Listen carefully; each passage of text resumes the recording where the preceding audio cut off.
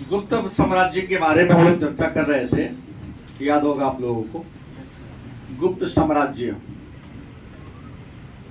और गुप्त साम्राज्य टॉपिक में हम लोग अंतिम टॉपिक चर्चा किए थे चंद्रगुप्त द्वितीय के बारे में, और हमने कहा था कि चंद्रगुप्त द्वितीय जिनका शासनकाल 375 ईस्वी से 414 ईस्वी के बीच था। हम लोगों ने इनके बारे में पढ़ लिया है। इनके मरने के बाद इनका बेटा राजा बना जिनका नाम है कुमारगुप्त। चंद्रगुप्त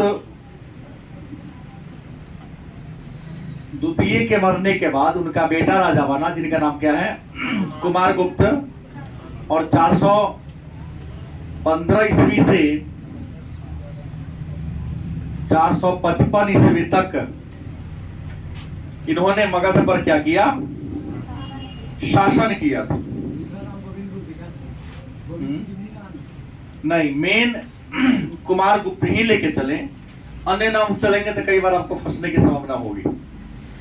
तो कुमारगुप्त प्रथम ये गुप्त वंश के एक शासक थे जिनका शासनकाल 415 ईस्वी से 455 ईस्वी के बीच माना जाता है। और कुमारगुप्त गुप्त का साम्राज्य के इतिहास में अपने विजय अभियान के लिए उतना फेमस नहीं है। हालांकि कहा जाता है कि इन्होंने मालवा को जीता था। मालवा को विजय करने का, मालवा को जीतने का क्या किया था, काम किया था, मतलब मालवा को जीत ही लिया था। और गुप्त वंश का यह ऐसा शासक थे जिन्होंने 18 अभिलेख जारी किया। मतलब गुप्त वंश के शासकों में सबसे ज्यादा अभिलेख जारी अगर किसी राजा ने किया है तो वह कुमारगुप्त प्रथम ने किया है। और कुमारगुप्त प्रथम ने लगभग 18 अभिलेख जारी किया है। और बयाना एक जगह का नाम है जहां से कुमारगुप्त प्रथम के बहुत सारे सिक्का का भंडार मिला, अवशेष मिला है। लगभग 6 से 23 प्रकार की मुद्रा, 6 से 23 को सिक्का, मैंने बयाना से इनका सिक्का का क्या मिला है, ढेर मिला है। और ये जो सभी सिक्का हैं वो मयूर शैली के सिक्का है। मयूर शैली अर्थात इनके सिक्का पर मोर का फोटो है। तो मयूर शैली प्रकार का सिक्का कुमारगुप्त प्रथम ने क्या किया था, जारी किया था। और भारत के इतिहास में या गुप्त साम्राज्य के इतिहास में यह प्रसिद्ध इसलिए है कि इन्होंने नालंदा महाविहार,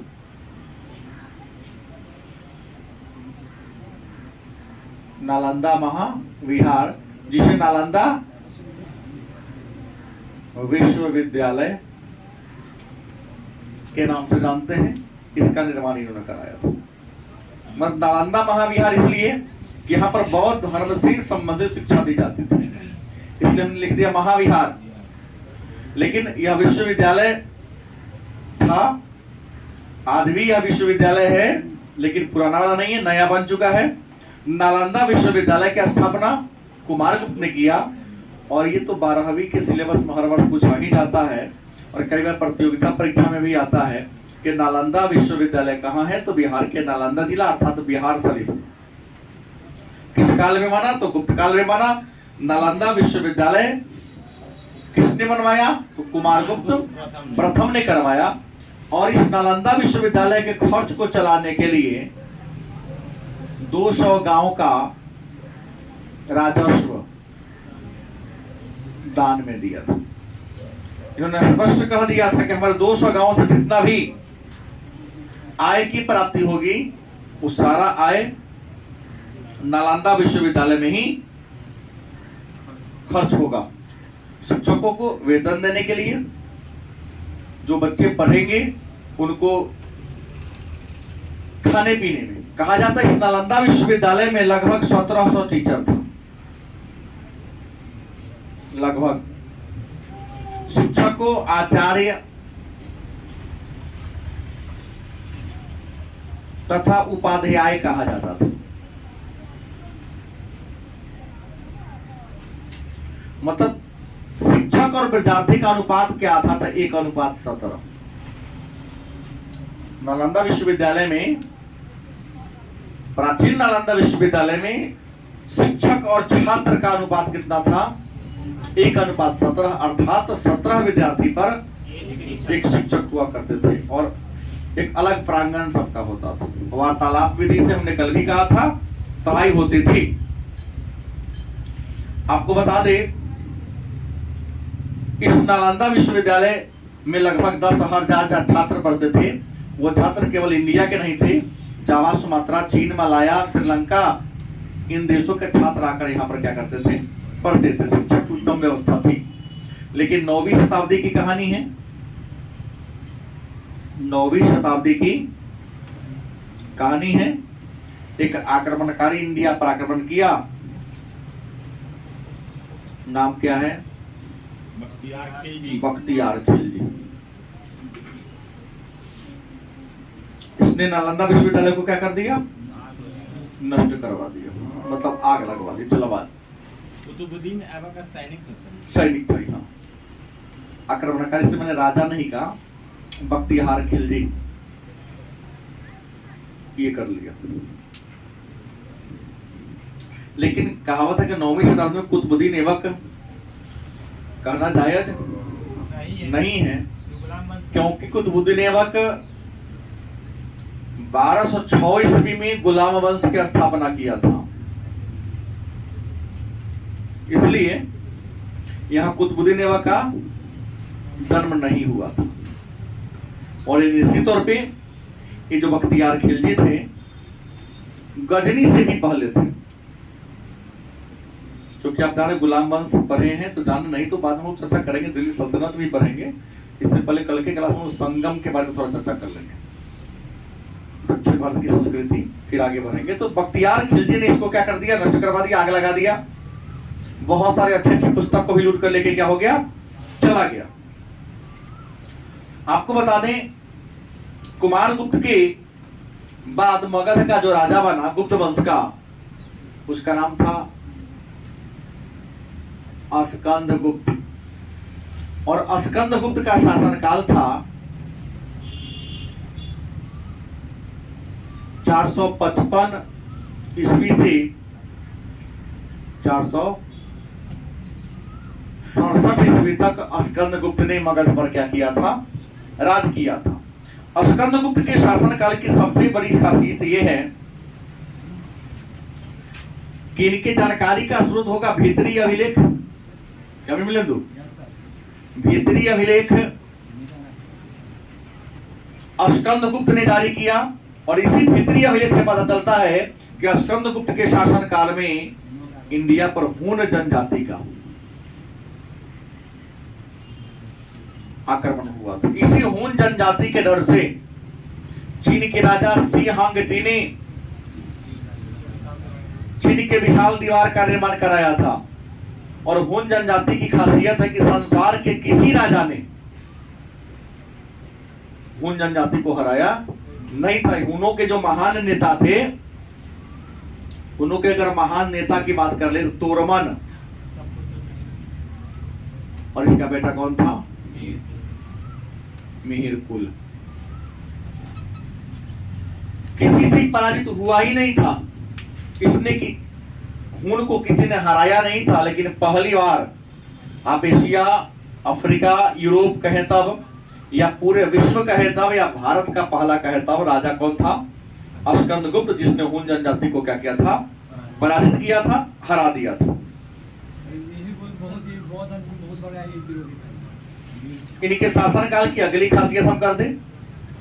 इस स्कंदगुप्त के शासनकाल में गुजरात में जो चंद्रगुप्त मौर्य के द्वारा झील बनवाया गया था, कौन झील? सुदर्शन झील। तो सुदर्शन झील के बारे में बता दूं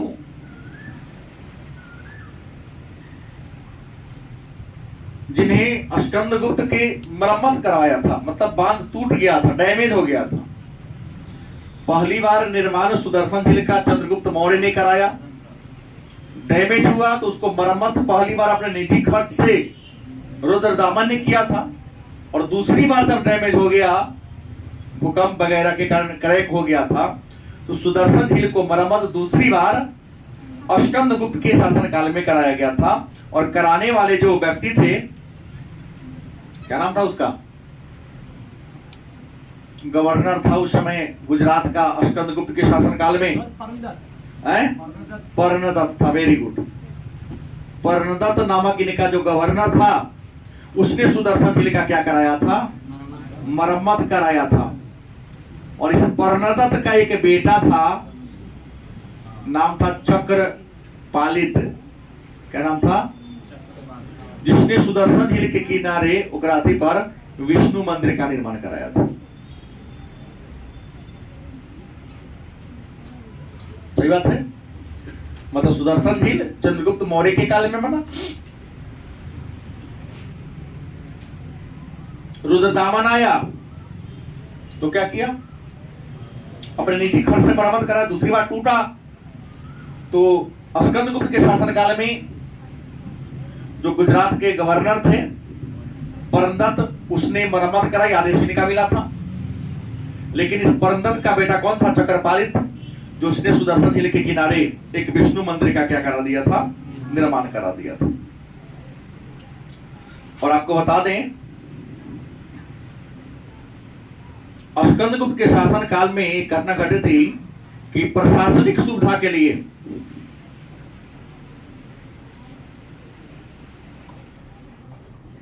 स्कंदगुप्त ने प्रशासनिक सुविधा के लिए अपनी राजधानी को बदलने का काम किया था। शायद जानते होंगे आप लोग, राजधानी इसे नया बनाया था। राजधानी में पाटलिपुत्र थी ही, इन्होंने अयोध्या को भी राजधानी बनाया था। प्रशासनिक सुविधा के लिए स्कंदगुप्त ने पाटलिपुत्र के अलावे उज्जैन, इनके बाबा के काल में राजधानी बनी थी। स्कंदगुप्त के दादा कौन थे, चंद्रगुप्त द्वितीय, लेकिन इन्होंने अयोध्या को भी क्या बना दिया, राजधानी बना दिया। व्यापारिक केंद्र था, शासन करने में इनको क्या होती थी, तकलीफ होती थी। आपको बता दें, स्कंदगुप्त के बाद गुप्त साम्राज्य का पतन शुरू हो जाता है, क्योंकि स्कंदगुप्त के बाद गुप्त वंश में कोई भी ऐसा राजा नहीं रहा जो शासन व्यवस्था को सुचारू रूप से चला सके। जो राजा हुए बड़ा ही कमजोर हुए। जैसे अगला राजा की बात कर लें, स्कंदगुप्त के बाद तो अगला राजा हो गया आपके पुरुगुप्त।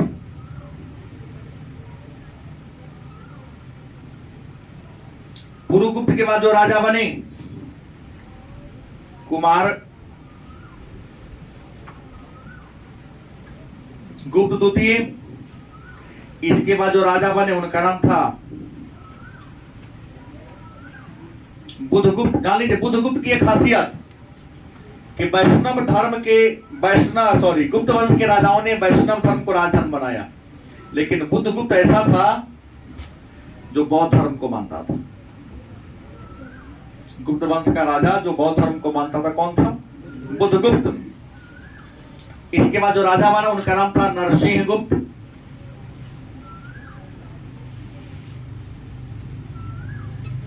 नरसिंहगुप्त के बाद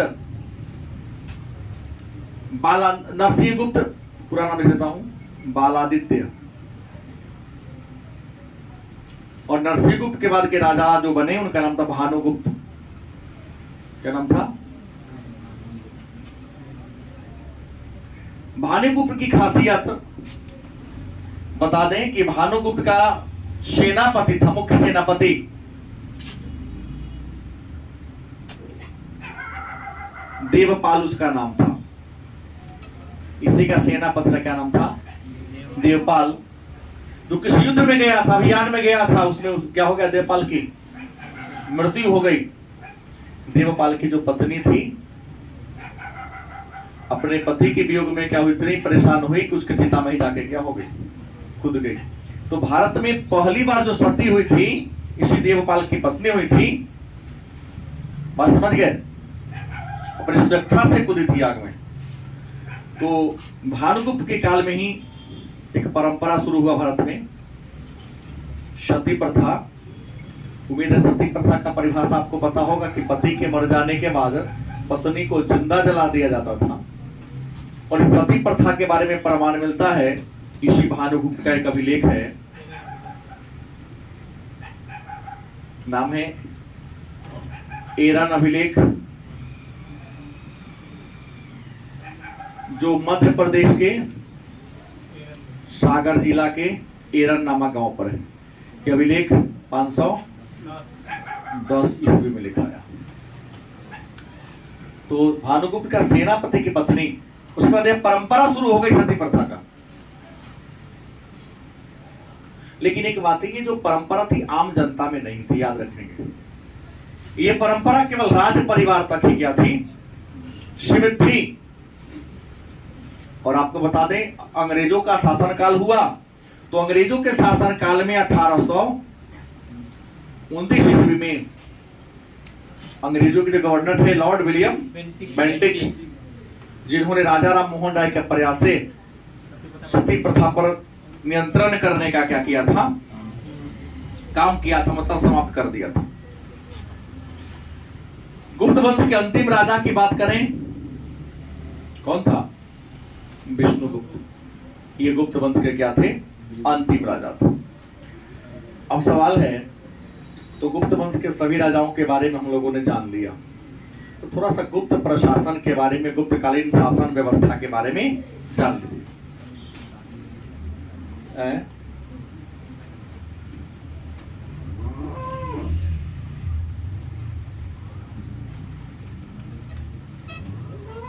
टॉपिक होगा गुप्त प्रशासन। गुप्त अर्थात गुप्त वंश के शासन काल की शासन व्यवस्था। तो पहली बात तो जान ले कि प्रशासन का मतलब होता है किसी व्यवस्था को चलाने के लिए गठित की गई तंत्र को प्रशासन कहते हैं। किसी सिस्टम को चलाने के लिए जिस तंत्र का निर्माण किया जाता है, जिस तंत्र का गठन किया जाता है, उस तंत्र को ही प्रशासन कहते हैं। और गुप्त काल में प्रशासन का जो प्रधान अधिकारी थे, जो हेड थे, उनको राजा कहा जाता था। मतलब शासन का केंद्र बिंदु कौन था, राजा था। राजा ही शासन व्यवस्था पर नियंत्रण रखने का काम करते थे। लेकिन गुप्त राजाओं की एक विशेषता थी कि राजा दैवी उत्पत्ति के सिद्धांत में विश्वास करते थे। मतलब इसको पॉलिटिकल साइंस की भाषा में कहा जाए तो राजत्व में देवत्व के सिद्धांत का प्रतिपादन पहली बार गुप्त काल में ही देखने को मिलेगा।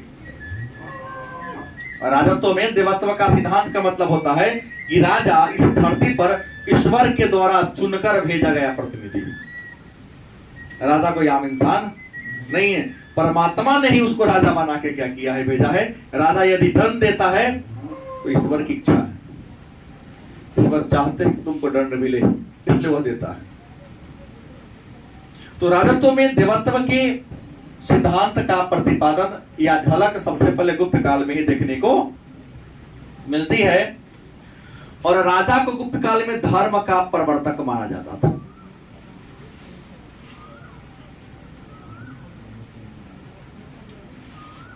ऐसा नहीं कि राजा देवत्व में राजत्व के सिद्धांत को मानता था तो राजा तानाशाह नहीं था, किम जोंग की तरह नहीं था। राजा प्रजा के हित में ही अपना हित देखने का काम करते थे। अगर नहीं करते तो मैं आपको बता दूं कि मंत्री परिषद का ही गठन ही नहीं करते, क्योंकि मौर्य साम्राज्य की तरह गुप्त वंश के राजाओं ने भी अपने शासन में सहायता के लिए एक मंत्री परिषद का गठन किया। और प्रयाग प्रशस्ति में लिखा गया है, क्योंकि गुप्तकालीन प्रशासन के बारे में जानकारी प्राप्त करने का जो सबसे प्रामाणिक स्रोत है प्रयाग प्रशस्ति। प्रयाग प्रशस्ति में राजा के कार्यों की सहायता करने वाली एक संस्था थी। उस संस्था का नाम क्या था, सभा। क्या नाम था, सभा। राजक मंत्री परिषद यहाँ नहीं, सभा उसको कहा गया। और सभा के जो अध्यक्ष होते थे उसको सभेय कहा जाता था। सभा के अध्यक्ष को क्या कहा जाता? सभेय। सभेय सभा की जब मीटिंग होती थी तो सभा की गतिविधियों का संचालन करने का काम करते थे।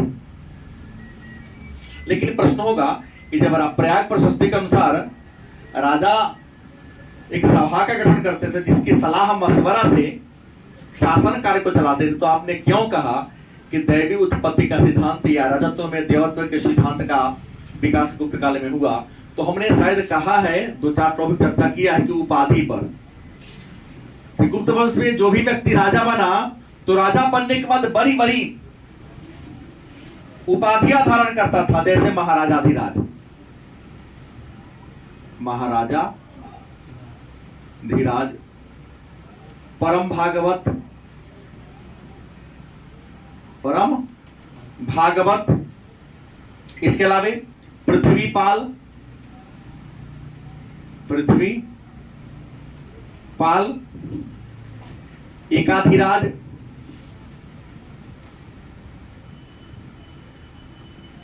इसके अलावा चक्रवर्ती,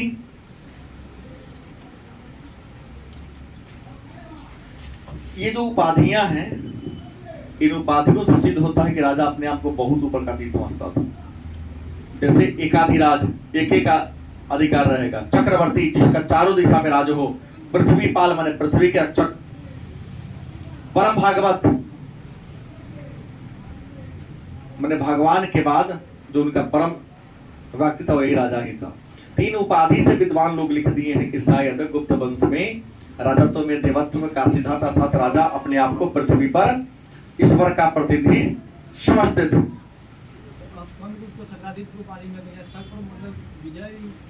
विजय जीते थे इसलिए। इसके अलावा अन्य बात हम ले तो अन्य बात यह होता है कि गुप्त काल में जैसे अर्थशास्त्र में तीर्थ कहा जाता था, विभाग डिपार्टमेंट में बताता, यहाँ गुप्त काल में भी डिपार्टमेंट सेम वही था। हर पदाधिकारी का वही क्या था? नाम था।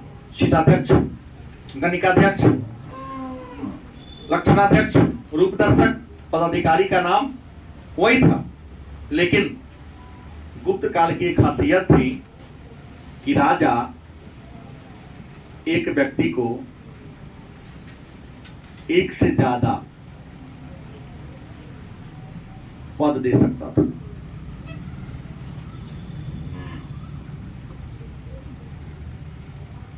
यह परंपरा आज भी है। हमारे भारत सरकार का मंत्रालय हो या बिहार सरकार का मंत्रालय हो, हमारे माननीय नीतीश कुमार जी कई गो डिपार्टमेंट अपने पॉकेट में रखे हुए, 5 गो तेजस्वी जी 5 गो रखे हुए।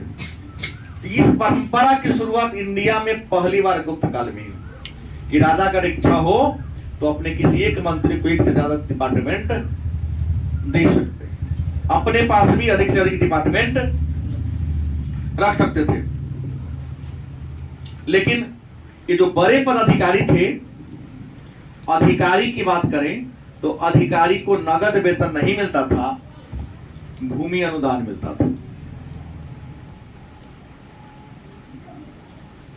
जो गुप्त काल में बड़े बड़े पदाधिकारी थे उनको नगद वेतन न देकर के भूमि अनुदान के रूप में दी जाती थी, और उसी भूमि से जो अनाज या धन की प्राप्ति होती थी वही अपने घर में रखते थे, जीवन को चलाते थे। मन में होगा प्रमुख अधिकारी कौन थे? अधिकारी में प्रमुख अधिकारी कौन कौन थे? तो गुप्त काल में जो सबसे बड़े बड़े अधिकारी थे, एक का नाम था महाप्रतिहार।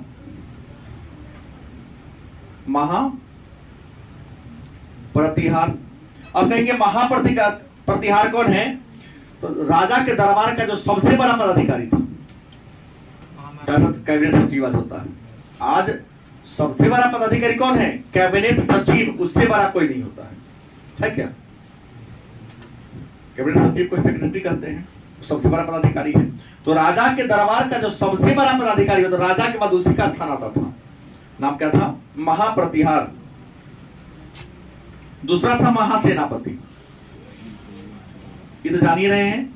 महासेनापति सभी पर सेना के मेन यही थे। अलग अलग था, जल सेना का अलग था, अश्व सेना का अलग था, गज सेना का अलग था, लेकिन सभी सेना का जो अंतिम या सबसे ऊपर का पदाधिकारी को महासेनापति कहा जाता था। उसके बाद संधि विग्राहक, संधि विग्राहक, युद्ध और शांति का मंत्री पढ़े होंगे। संधि विग्राहक कौन था? युद्ध और शांति का मंत्री। चौथा था दंड पासिक, दंड पासिक माने पुलिस विभाग के बड़े बड़े अधिकारी को दंड पासिक, एसपी डीएम को, इस प्रकार के पद वाले अधिकारी को दंड पासिक कहा जाता था। लेकिन छोटका छोटका होमगार्ड सबको चाट फाट कहा जाता था, याद रखेंगे।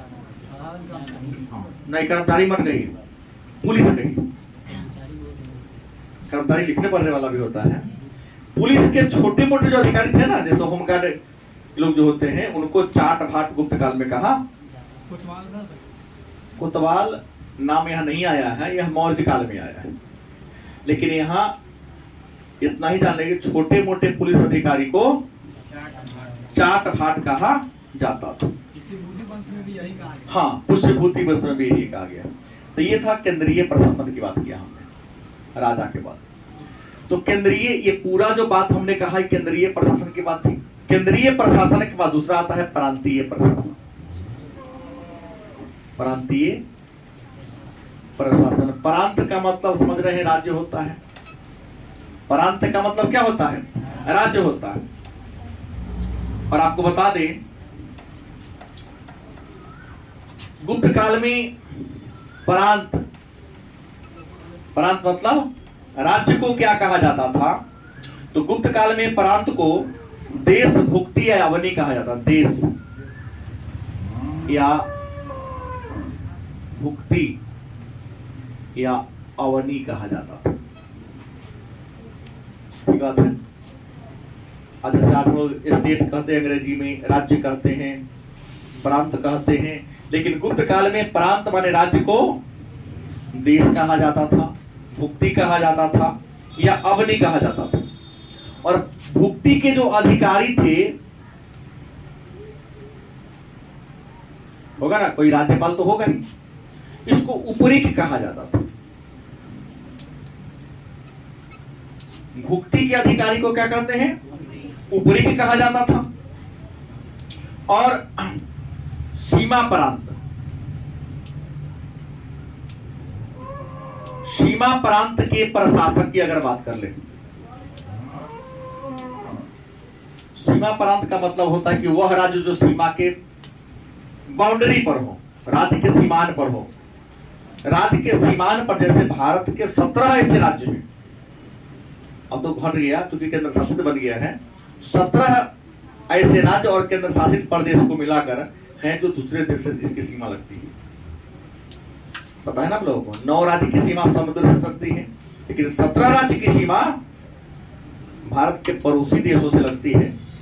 इसमें केंद्र शासित राज्य भी हमने शामिल कर लिया, जैसे गुजरात, गुजरात हो गया, राजस्थान हो गया, पंजाब हो गया, जम्मू कश्मीर हो गया, लद्दाख, उसके बाद लद्दाख हो गया, हिमाचल प्रदेश हो गया, अरुणाचल प्रदेश हो गया, उत्तराखंड हो गया, बिहार हो गया, उत्तर प्रदेश हो गया, पश्चिम बंगाल हो गया, सिक्किम हो गया, अरुणाचल प्रदेश हो गया, नागालैंड हो गया, मेघालय हो गया, मणिपुर हो गया, त्रिपुरा हो गया, पूर्वोत्तर का तो सब गलत सही। पूरे अगर जोड़ेंगे तो 17 ऐसे राज्य और केंद्र शासित प्रदेश, राज्य 15 हो गया क्योंकि तो कट गया, राज्य 16 हो गया और केंद्र शासित प्रदेश को मिला लिया जाए तो सीमा प्रांत राज्य, सीमा के सटा हुआ विदेश से। तो सीमा प्रांत राज्य का जो प्रशासक होता था उसे गोप्ता कहा जाता था। क्या कहा जाता था? गुप्ता। सीमा प्रांत के प्रशासक को क्या कहते थे? गुप्ता। और याद रखेंगे, सीमा प्रांत का प्रशासक हमेशा राजकुमार को या किसी विश्वसनीय व्यक्ति को बनाया जाता था। गलत कि सही? क्या पता पड़ोसी वाला से 60 गांठ करके 2-4 लाख की जमीन ओकरा दे दे, असंभव कुछ भी नहीं है। तो सीमा प्रांत के जो प्रशासक थे वह बड़े बड़े विश्वसनीय लोगों को या राजकुमार को। अब कहेंगे कि गुप्त काल के प्रमुख राज्य कौन कौन था, तो गुप्त काल में मेन राज्य कौन कौन थे? तो गुप्त काल में मेन राज्य थे सौराष्ट्र। अगर मुख्य राज्य की बात करें कौन था? सौराष्ट्र। उसके बाद पश्चिमी मालवा, पश्चिमी मालवा, पूर्वी मालवा। तो मालवा दो भाग में क्या था? बटा हुआ था। उस पर तीरभुक्ति, तीरभुक्ति और पुण्यवर्धन, ये गुप्त काल के प्रमुख राज्य थे। सौराष्ट्र, पश्चिमी मालवा, पूर्वी मालवा, तीरभुक्ति और मतलब कुल कितने राज्य थे? और मौर्य काल में कितने राज्य थे? और यहाँ पे कितने राज्य हो गए? प्रांत के बाद जो अगला होता है उसका नाम होता है जिला। जिला प्रशासन।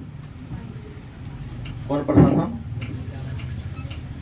प्रशासन की जो तीसरी स्तर थी, क्या नाम था? जिला प्रशासन। और आपको बता दें कि गुप्त काल में देश को या भुक्ति को या अवनी को किसमें बांटा गया था? जिला में बांटा गया था। और गुप्त काल में जिला को पता ही होगा विषय कहा जाता था। क्या जी? गुप्त काल में जिला को क्या कहा जाता था? विषय कहा जाता था। और इसके जो प्रधान अधिकारी थे उसको विषयपति कहा जाता था। जैसे आज डीएम कहते हैं ना, समाहर्ता हिंदी में डीएम, उस समय विषयपति जिला को विषय कहा जाता था। और विषयपति को जो नियुक्ति करता था वह प्रांत के प्रधान अधिकारी के द्वारा की जाती थी, जिनका नाम था उपरिक। माने विषयपति की नियुक्ति कौन करता था? तो उपरिक। उपरिक नामक पदाधिकारी विषयपति की क्या करते थे? नियुक्ति करते थे, बहाली करते थे। और आपको बता दें इसके आगे जिला का जो प्रशासनिक अधिकारी हुआ करते थे, तो राजनीतिक अधिकारी हो गए। जैसे जिला परिषद के जिला परिषद के चेयरमैन राजनीतिक अधिकारी हो गए, लेकिन प्रशासनिक अधिकारी डीएम हो गए।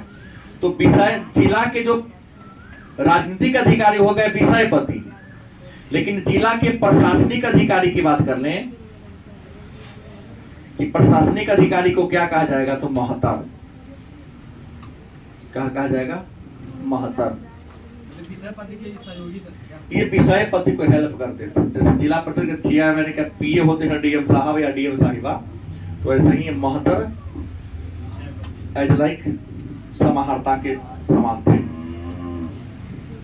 इसके बाद नगर का शासन भी मिलता है।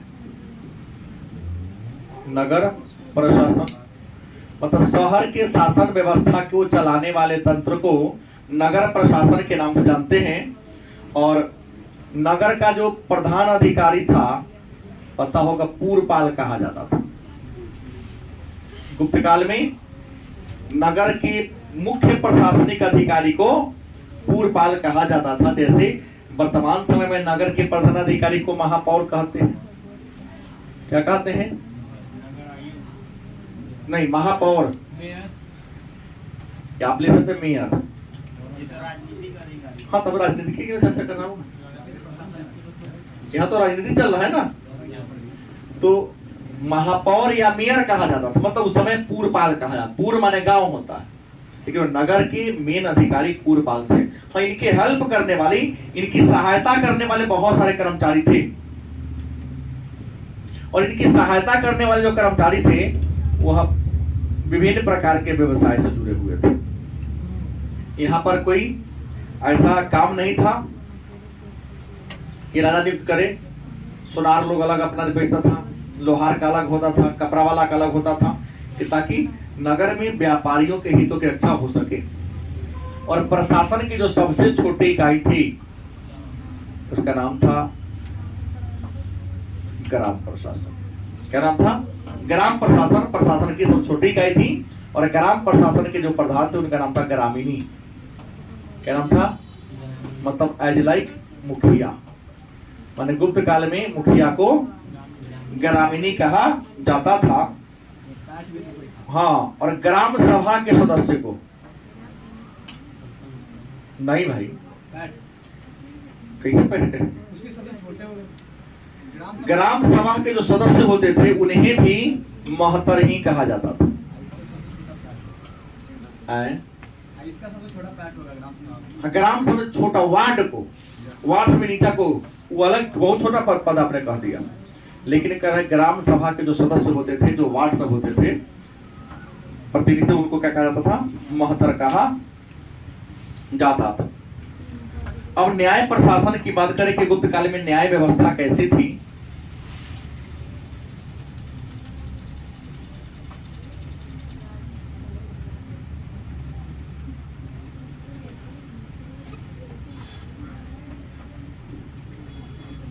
अगर गुप्तकालीन न्याय प्रशासन की बात कर ले, गुप्त काल में न्याय कौन देता था, तो आपको बता दें गुप्त काल में न्याय व्यवस्था के बारे में चर्चा नारद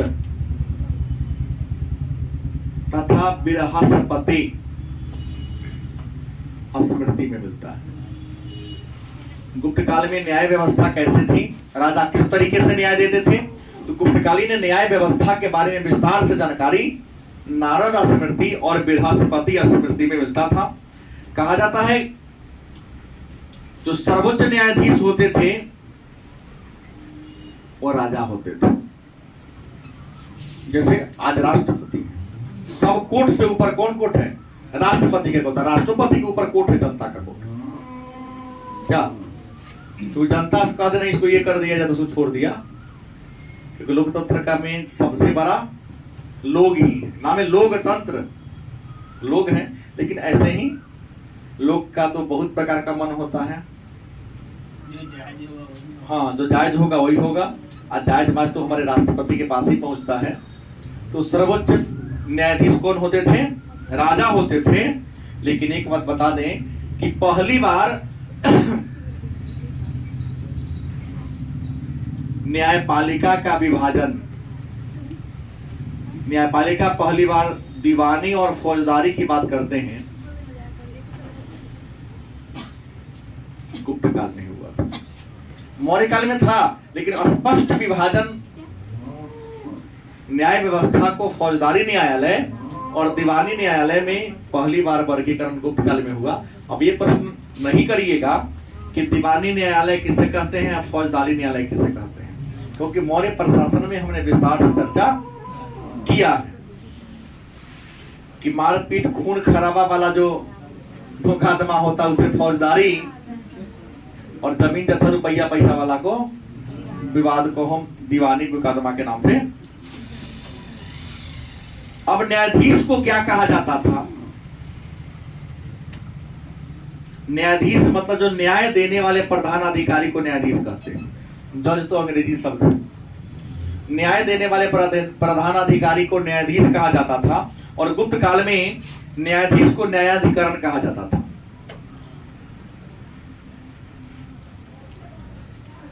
न्यायाधिकरण कहा जाता था। इसके अलावा धर्माधिकरण।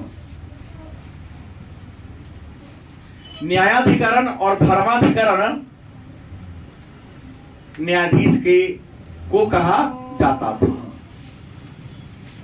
सेना की बात करें कि गुप्त काल में सेना किस प्रकार का था, राजा सेना का संचालन कैसे करता था, तो आपको बता दें, पहले ही चर्चा कर दिया हूं कि सेना के प्रधानाधिकारी को महाबलाधिकृत, महासेनापति दिनों सेना का सर्वोच्च कमांडर हो गया, राष्ट्रपति होगी जैसा हो गया, तो महाबलाधिकृत सेना के मुख्य अधिकारी को कहा जाता था। लेकिन सेना के मुख्य अधिकारी में एक गज सेना का जो हेड होता था और एक अश्व सेना का हेड होता था। बाकी सबका तो होगा, लेकिन गज सेना का एक डिपार्टमेंट अलग था, और अश्व माने घोड़ा, गज माने हाथी। तो अश्व सेना और गज सेना के प्रधान को, गज वाला को महापीलपति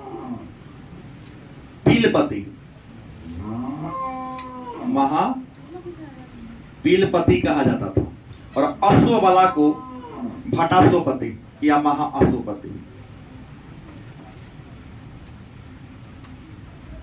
पूरे हाथी वाला सेना के हेड जो होते थे, क्योंकि अगर सब सेना के साथ जोड़ के रखा जाएगा तो सेना का कंट्रोल करना थोड़ा सा क्या हो जाता, मुश्किल हो जाता। इसलिए अलग अलग भागों में क्या होता था, बांट दिया जाता था। गुप्त काल में अगर भूमि की बात करें कि गुप्त काल में भूमि के कितने वर्ग थे, तो गुप्त काल में भूमि के 6 वर्ग थे।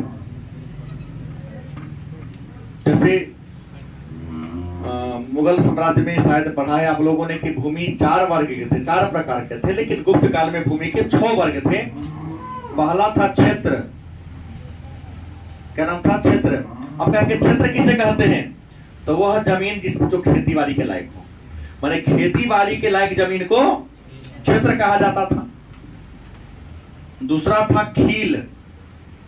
कौन था, बेकार भूमि को खील कहा जाता था, मतलब पर कोनो काम ना हो, आप लोग गिल्ली डंडा खेलते हैं वो वाला जमीन।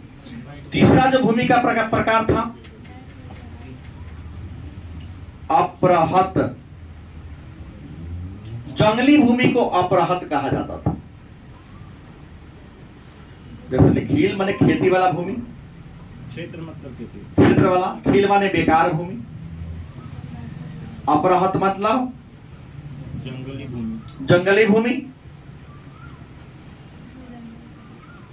गपतसर चौथा भूमि का प्रकार था। ये जो गपतसर था चारागाह भूमि।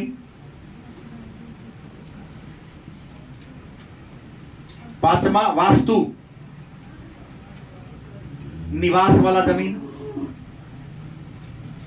मतलब जहां पर घर बना के लोग रहता था उसको हम वास्तु भूमि कहते थे। और याद रखेंगे एक और दे दिया है खील, और एक और खील दे दिया है दूसरी जगह, 9 जोती जाने वाली भूमि। इधर बेकार हो, कोनो काम करेंगे, लेकिन कुछ ऐसा नहीं जुताएगा है, नहीं जुताएगा, मेला लगेगा, बाजार लगेगा, इसको भी मात्रा का चेंज कर दिया, खील भूमि ही कहा जाता था।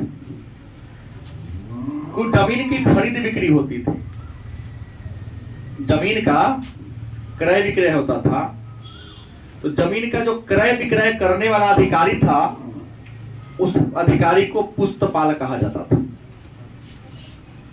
क्योंकि पुस्तकपाल के हाथ में ही पूरे जमीन का रिकॉर्ड मौजूद था कि कौन जमीन किसका है, कब किसके हाथ में था, कब के हाथ में ट्रांसफर हो गया, तो पुस्तपाल ये करता था।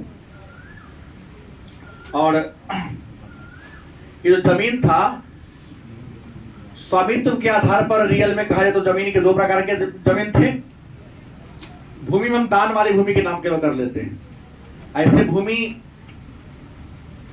जो सरकारी भूमि था उसे सीता कहा जाता था, और दूसरा गैर सरकारी भूमि, कोई निजी कह दो सीधे। जमीन 2 ही प्रकार का था, सरकारी भूमि को सीता, नहीं तो निजी भूमि। सरकारी भूमि हो चाहे निजी भूमि, नीति लोग भी जमीन दान में देते थे, सरकार भी जमीन दान में दिया करती थी। तो गुप्त काल में जो भूमि ब्राह्मण को दिया जाता था उसे अग्रहार कहा जाता था। दान या तो ब्राह्मण को मिलेगा या किसको मिलेगा, मंदिर को।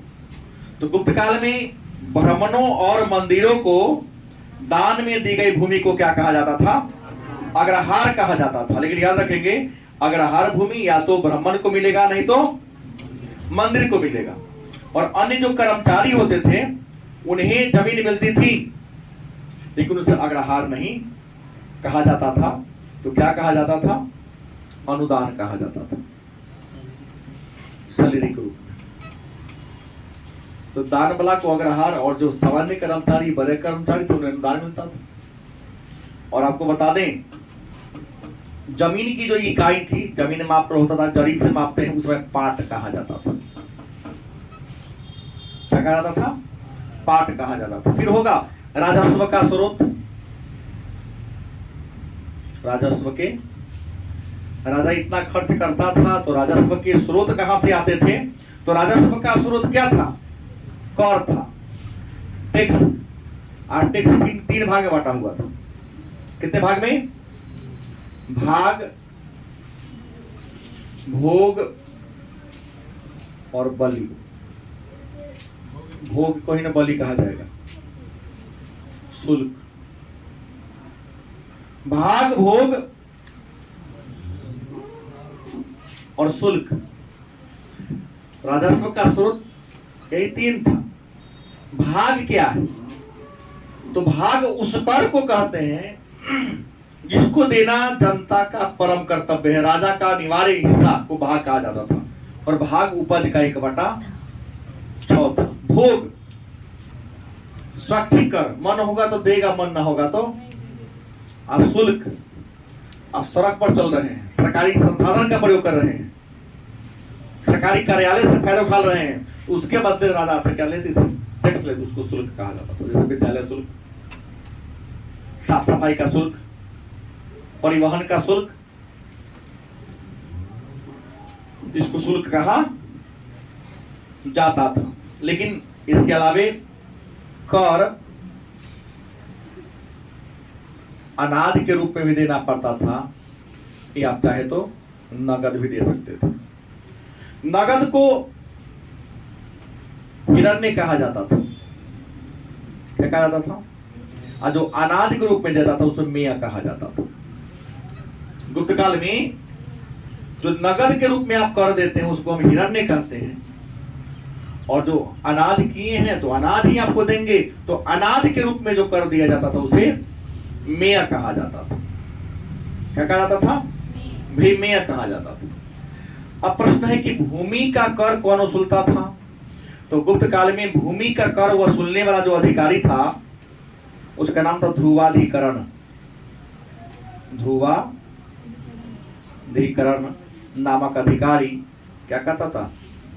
भूमि कर वसूलता था। इनके अलावे राजा आम जनता से विष्टि लेती थी। विष्टि माने बेगार, क्या लेती थी? माने बिना मजदूरी के काम करवाना, काम करवा लिए पैसा नहीं दिए, उसी को हम बेगार चाहे विष्टि के नाम से जानते हैं। अब इसके अलावे गुप्त काल में कुछ और भी महत्वपूर्ण बात है। आर्थिक स्थिति तो गुप्त काल में पता चलिए गया होगा कि व्यवसाय पर भी टैक्स लगता था और खेती बाड़ी पर भी टैक्स लगता था। सामाजिक जीवन की बात करें तो सामाजिक जीवन में चतुर्वर्णीय व्यवस्था थी। जाति प्रथा एकदम चरमोत्कर्ष पर आ गई थी। यहाँ पर गुप्त काल में जमींदारी प्रथा प्रारंभ होने के कगार पर थी। और धर्म के बारे में चर्चा हमने पहले ही कह दिया है कि गुप्त राजाओं का राजकीय धर्म क्या था? वैष्णव धर्म था। लेकिन कुछ गुप्त वंश के ऐसे राजा हुए जिन्होंने वैष्णव धर्म के अलावे बौद्ध धर्म को अपनाया, लेकिन वो जो राजा थे वो बड़ी छोटे थे। हाँ, गुप्त काल में दो बात मैं छोड़ दिया हूं। स्थापत्य कला की बात करते हैं। क्या नहीं बोला हूं? स्थापत्य का मतलब होता है भवन निर्माण की जो कला होती है, इसको स्थापत्य कला कहते हैं। और स्थापत्य कला में दो भागों में बांट देंगे हम। एक मंदिर को ले लेंगे, एक राजप्रसाद को ले लेंगे। राजप्रसाद माने राजा का भवन और मंदिर माने भगवान का घर। और मंदिर निर्माण की प्रक्रिया रियल में कहा जाए तो गुप्त काल में ही हुआ है। भारत में गुप्त काल से पहले किसी भी मंदिर का निर्माण नहीं हुआ था। भगवान जो ऐसे पेड़ उड़ के नीचे रह लिया करते थे खेत खलिहान में, कैसे भगवान के रहने के लिए घर अर्थात देवालय नहीं बना। पहली बार मंदिर अगर बना तो किस काल में बना? गुप्त काल में बना। और मंदिर में मूर्ति भी पहली बार अगर रखा गया तो गुप्त काल में ही रखा गया। मंदिर के मुख्य भाग होते हैं जहां पर भगवान को रखा जाता है, उसको गर्भगृह कहते हैं। जहां पर भगवान के मूर्ति को रखा जाता है मंदिर में, उसे क्या कहते हैं? गर्भगृह कहते हैं। और भगवान के सामने वाला जगह जहां खड़ा होकर प्रार्थना करते हैं, नहीं करते हैं ना? चप्पल पीछे भगवान आगे नहीं करते हैं। तुम्हें वो माता चप्पल दे के तब पिता तुम्हें कहते भगवान दर्शन नहीं देता है। क्या ना देगा? ध्यान तो चप्पल पर चुरा के ले जाना को। तो गर्भगृह जहां पर आप खड़ा होकर विनती करते हैं, प्रार्थना करते हैं, इबादत करते हैं, उसको हम कहते हैं जगमोहन। क्या कहते हैं? नाम अच्छा ही नहीं, क्या होगा? हमने के घर, भगवान के घर, जहां भगवान रहते उसे गर्भगृह। जहां से खड़ा होकर हम विनती प्रार्थना का खंडित हो जाते हैं, जगमोहन। अब मंदिर के चारों ओर की जगह जहां 5 बार घूमते हैं पथकर्मा, उसको कहते परिक्रमण पथ, परिक्रमण पथ। कोई दिक्कत? अब मंदिर का ऊपरी हिस्सा चाहे वो गोल हो चाहे लंबा हो, क्या कहा जाता था? गुंबद कहा जाता था। ठीक है, लेकिन मंदिर पहली बार गुप्त काल में बना तो मंदिर निर्माण की कितनी शैलियां थी, तो गुप्त काल में मंदिर निर्माण शुरू हुआ। लेकिन पूरे भारत की बात करते हैं तो भारत में या तो मंदिर ईंट से बनता है, नहीं तो पत्थर का बनता है। सही बात है। मंदिर निर्माण की 3 शैलियां है। नंबर 1 नागर शैली, दूसरा बेसर शैली, तीसरा है द्रविड़ शैली। नागर शैली उत्तर भारत, मध्य भारत, दक्षिण भारत सीधे, सुदूर दक्षिण। तो आप इसको मध्य ले सकते हैं, लगभग हाँ बीच में ही है। रियल में मंदिर अगर देखने वाला है तो द्रविड़ शैली का ही। नागर शैली और बेसर शैली में कोई खास कलाकृति चित्रकारी नहीं है, सीधा है, सीधा बना दे ऊपर झंडा गाड़ दिया। लेकिन द्रविड़ शैली की जो मंदिर है उसके जड़ से लेकर शिखा तक कलाकृतियां हैं, विभिन्न प्रकार की कलाकृतियां हैं। दोनों में तो अभ्यास किया गया था, बनाया था यही ना क्या? हो सकता है दोनों में अभ्यास किया गया, नहीं। थॉर्नडाइक ने एक सिद्धांत दिया है, learning trial and error method, psychology का है ना, trial and error method. Try करेंगे तो एरर तो होगा, एक समस्या होगी, बार बार ट्राई करेंगे तो एरर दूर हो जाएगा। हाँ, त्रुटि होगी, इसलिए तो बार बार टेस्ट लिया जाता है कि जो मानवीय भूल है, जो एरर, उसको दूर किया जाए। तो यहाँ बड़े बड़े पहाड़ को ऊपर से कलाकार बैठ गया, कलाकार पहाड़ की चोटी पर चला गया और वही छीने तो उससे काटते काटते नीचे तक ले आया, नीचे से ऊपर गया, ऐसे बनता था। इसलिए हमारे वहां जो होता है इसको हम गुंबद कहते हैं, ऊपर वाला को दक्षिण वाला को ऐसे सुता के रहता है, उसको विमान कहते हैं। जैसे हमारे उत्तर भारत के जो भी मंदिर है, यहाँ घर होगा, ऊपर होगा, ऊपर को त्रिशूल ही ना होगा, नीचे मंदिर की गेटो बना दी, काहे को गेट नहीं घुस सके, ना घुस सके। लेकिन दक्षिण भारत में जाओगे ना,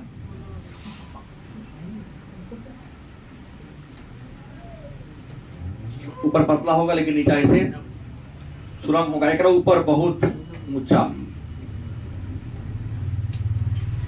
विमान होता है, ऐसे होता है। क्या जी, इसको क्या कहते हैं? विमान कहते हैं। विद्वानों ने दिमाग लगा दिया, टेंशन हो गया कि आखिर इतना भारी चढ़ाया कैसे होगा। उस समय जैसे भी कोई क्रेन वेन तो था नहीं, तो आगे नहीं चढ़ाया नहीं, अरियल में बड़का पहाड़ है तो उसी को छिछल को फिर वही जगह छोड़ दिया। इसको क्या कहते हैं? विमान है, इसको तो गुंबद कह देते हैं। कलाकृति नीचे से ऊपर तक होगा, ये था। गुप्त काल में चित्रकला का भी विकास हुआ था। अब गुप्तकालीन चित्रकला का उदाहरण अगर देखना है तो अजंता तथा एलोरा का देख लीजिए आप, जो महाराष्ट्र के औरंगाबाद में अजंता और एलोरा की गुफा में जो चित्र बने हैं, चाहे वो मरणासन राजकुमारी हो या माता या शिशु का फोटो या महात्मा बुद्ध के जीवन से जुड़ा सभी घटनाओं का चित्रण है। तो अजंता और एलोरा की गुफा में एक और है बाघ की गुफा, हाँ बाघ की, जो मध्य प्रदेश में ग्वालियर में। तो ये मौर्यकालीन चित्रकला का क्या है, एकदम बढ़िया उदाहरण है। अब विज्ञान के क्षेत्र में गुप्त काल में क्या विकास हुआ था कहना नहीं है, क्योंकि अब जानिए रहे हैं कि गुप्त काल में विज्ञान के क्षेत्र में बहुत ज्यादा डेवलपमेंट हुआ कि आर्यभट्ट इसी काल के थे, बरहमीर इसी काल के थे। आर्यभट्ट पहला इंसान जिसने कहा पृथ्वी गोल है और पृथ्वी सूर्य की परिक्रमा करती है। इस परिक्रमा करने के दौरान कई बार सूर्य का छाया सीधा प्रकाश चंद्रमा पर नहीं पड़ता है, छाया पड़ता तो ग्रहण हो जाता है। छाया ही जो होता है उसको क्या होता है, ग्रहण होता है। और गुप्त काल में नया जाति आया तो कायस्थ, लेखा पढ़ी करने वाला एक कायस्थ जाति गुप्त काल में आया, लाला जी। और दो नया भगवान गुप्त काल में आए, एक का नाम था अर्धनारीश्वर, अर्ध शिव जी और पार्वती, हाँ शिव और पार्वती, शिव प्लस पार्वती को मिलाकर एक नया ईश्वर की कल्पना की गई गुप्त काल में, शक्ति और शिव। और एक और नया भगवान आए शिव प्लस विष्णु नाम पर हरिहर। और हरिहर भगवान का भारत में एक ही को मंदिर अपने बिहार में सोनपुर में, क्योंकि सोनपुर मेला का रियल नाम है हरिहर चंद्र क्षेत्र मेला जी सर। क्योंकि भगवान हरिहर क्यों है ये। और त्रिदेव की कल्पना एक और जान लो, त्रिदेव, त्रिदेव अर्थात ब्रह्मा, विष्णु और महेश। महेश माने शिव। इन तीनों भगवान को मिलाकर एक त्रिदेव की कल्पना भी पहली बार गुप्त काल में ही। पंचतंत्र का मतलब इसी में किया गया था। हाँ, पंचतंत्र की रचना विष्णु शर्मा ने।